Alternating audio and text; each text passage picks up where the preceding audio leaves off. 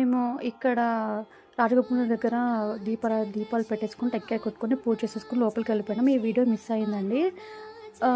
ఇంకా ఇక్కడ నుంచి మేము అన్ని టెంపుల్స్కి వెళ్ళాము. ఏ టెంపుల్స్కి వెళ్ళామో చెప్తాము. అలానే గిరి ప్రదక్షిణలో కూడా ప్రతి ఒక్క చోట లింగం దగ్గర మేము దీపారాధన చేసుకున్నాము. కర్పూరం వెలిగించి అన్ని చాలా బాగా చేసుకున్నామండి. ఇది పచ్చాయమ్మన్ టెంపుల్ అండి. తప్పక చూడండి ఈ టెంపుల్ని. చాలామంది మిస్ చేసుకుంటారు, కానీ ఆటో వాళ్ళని అడిగి పోండి, వాళ్ళు చెప్తారు. దీని తర్వాత వారాహి టెంపుల్ ఉందండి. అక్కడి నుంచి 5 కిలోమీటర్స్.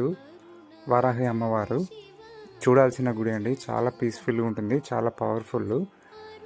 చాలామంది ఇంత దూరం వచ్చి గుడికి వచ్చి అట్నే వెళ్ళిపోతారు.